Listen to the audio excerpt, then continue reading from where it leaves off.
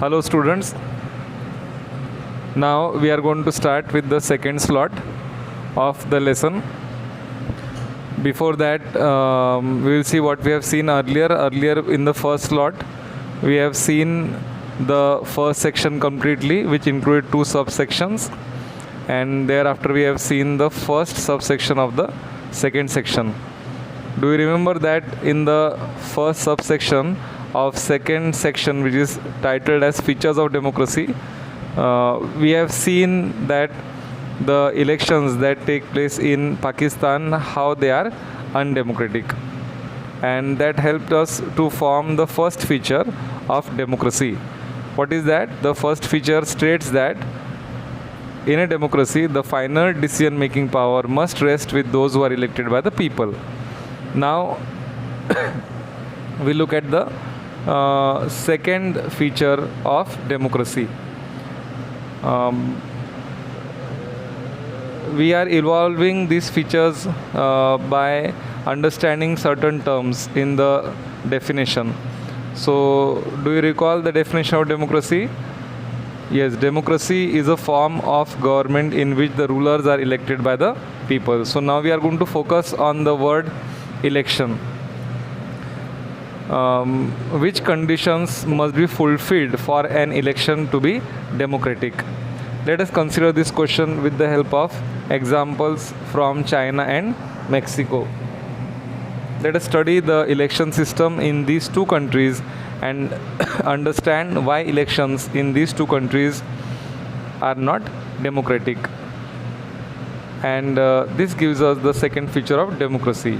It is related to elections. So we start with what happens in China. China holds elections after every 5 years to elect its parliament. The Chinese parliament, that is Congo Renmin Dahui, it is called as the National People's Congress, has the power to appoint the president of China. Nearly 3,000 members are elected from all over China. A candidate contesting elections has to acquire the approval of CCP. CCP stands for the Chinese Communist Party before contesting elections. In China, the elections do not offer people any serious choice. Are you understanding why the elections do not offer any serious choice? Because those who are contesting the elections, they have to take the approval of the Chinese Communist Party.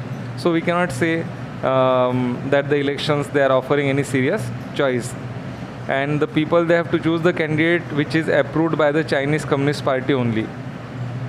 So can any party be given the power to accept or reject someone's contesting of elections? So in this way we can say that the elections in China are not free. So therefore the elections in China, they are not fulfilling the basic condition of free electoral competition. Hence, China is also not a democracy. Now, let's see what happens in Mexico. In Mexico, the elections, they take place after every 6 years, and to elect the president of the country. And since the country became independent in 1930, the elections, they have been won by a party called as Institutional Revolutionary Party, that is PRI. Right from 1930 to 2000, the elections have been won by the same party. But this PRI was known to use many dirty tricks to win the elections. For example, all the government employees, they were forced to attend the meetings of the PRI. The teachers working in the government schools, they forced the parents to vote for the PRI. The media, it ignored the activities of the opposition parties. It only criticized the opposition parties. The polling booths, they were shifted to far away place, which made it difficult for the people to cast their votes. And large sum of money was spent by the party during the campaign for its candidates. So though in Mexico there are opposition parties, but though there is a choice to for in front of the people, but this again is not a choice in practice. This is not a serious choice, because people cannot use this choice to defeat the existing rulers if they wish so. So from these two examples of China and Mexico, what are we able to understand about the elections, how elections should be? In China, the elections do not offer people a choice between political alternatives. And in Mexico, the elections do not let the other political party have a chance to win the elections, because of the malpractices that are adopted by the ruling party. So the elections should also be fair. So in these two countries, the elections are neither free nor fair. And this gives us the third feature of democracy. And I beg your pardon, it is second feature of democracy, that is, a democracy must be based on a free and fair election where those currently in power have a fair chance of losing. Now we are going to focus on another term in our definition. Once again, what is the definition of democracy? Democracy is a form of government in which the rulers are elected by the people. So now we focus on the term people. So who are the people who can elect the ruler, or they themselves can get elected as rulers? So should this include every citizen on equal basis, or should it discriminate between people? In Saudi Arabia, women did not have the right to vote. In Estonia, the Russian minorities found it difficult to get the right to vote. And in Fiji, the vote of a native Fijian, it has more value than the vote of an Indian Fijian. So we can see here that certain section of the society, either they are denied the right to vote, or their value of their vote is not equal to the value of the vote of other people. So this is against the fundamental principle of democracy, that is of political equality. So it's very important that in a democracy, each adult citizen must have one vote. Each adult citizen must have one vote.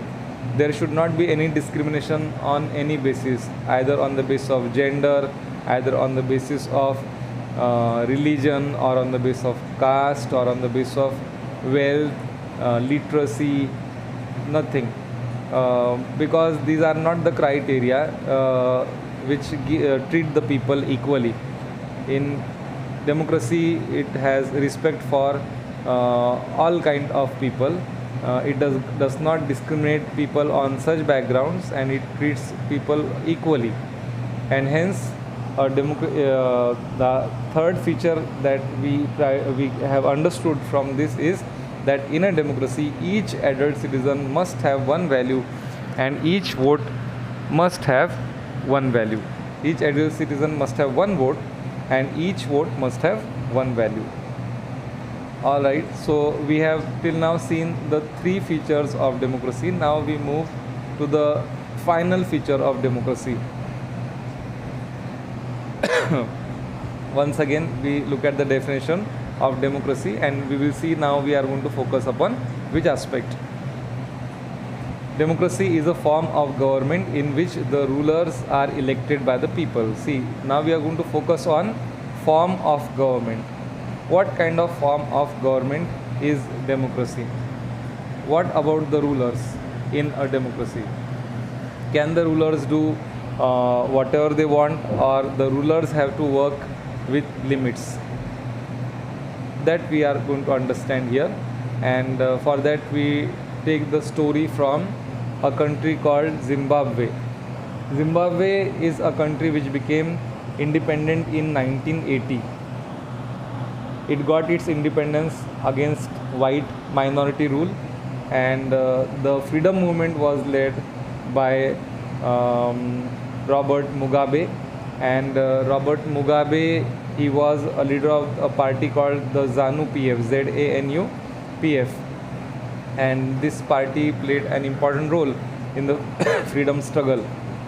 So when the country became independent in the year 1980 and elections were held, Robert Mugabe, he was chosen as the president of the country.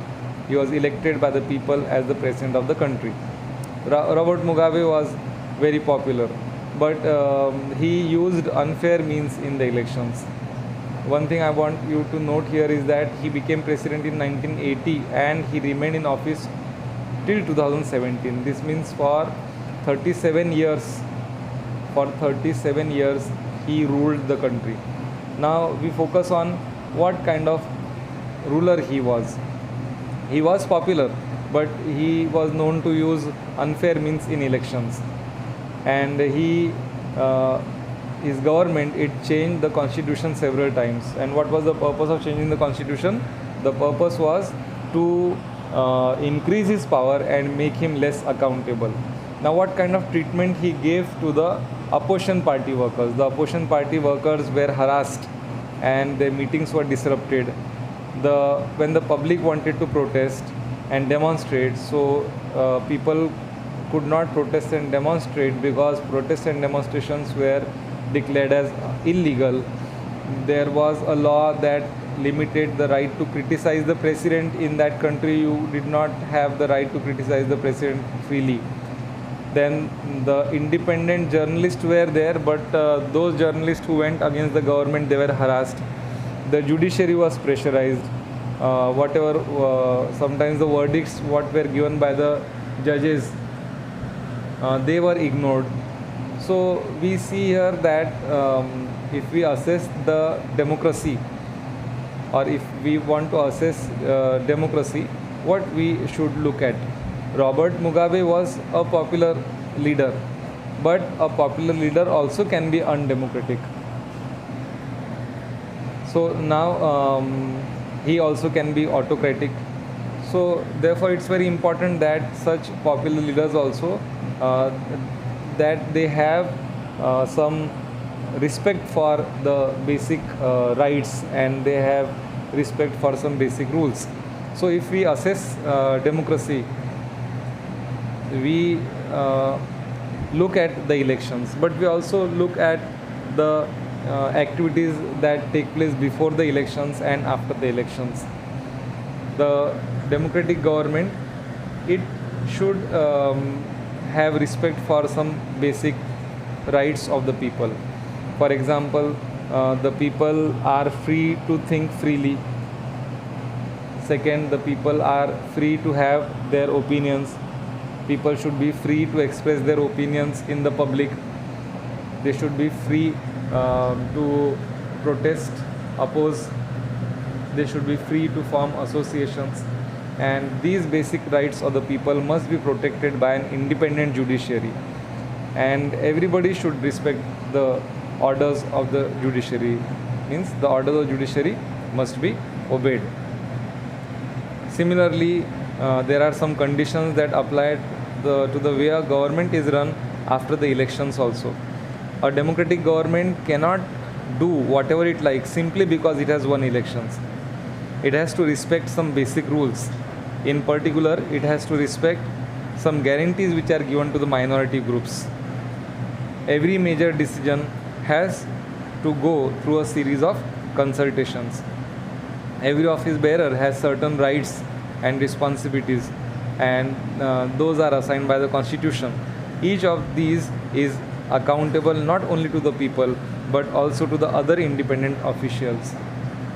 So when we look at these two aspects of democracy related to what happens in a democratic state before the elections and after the elections, we are able to understand the fourth feature of democracy, and that is a democratic government. It rules within limits set by the constitutional law and citizens' rights.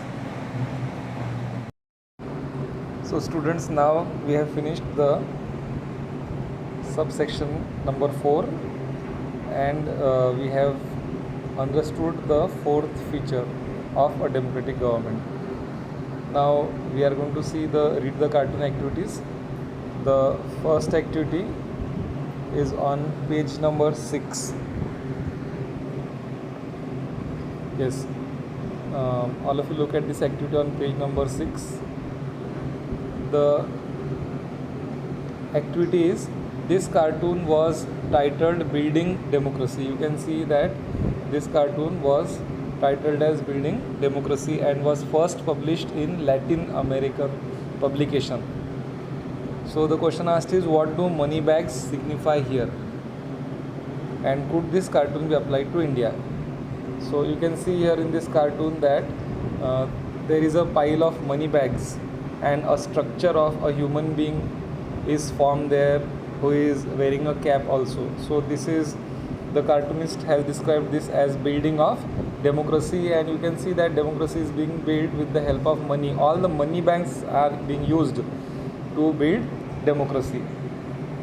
So we'll see what is the answer of this question. What do money bags signify here? So the money bags in this cartoon signify its influence, the influence of money in building democracy, that is forming a democratic government. And the second part is, could this cartoon be applied to India? No, this cartoon could not be applied to India. Now we move to the next read the cartoon activity, which is on page number 7. Page number 7. So this cartoon is about the Iraqi election held after Saddam Hussein's regime was overthrown. Let me give you some background about what happened in Iraq. Iraq was ruled by Saddam Hussein, but the United States of America, its allies like UK, they claim that Iraq is possessing secret nuclear weapons and weapons of mass destruction. So United Nations team, when they went to Iraq to search for such weapons were not found there.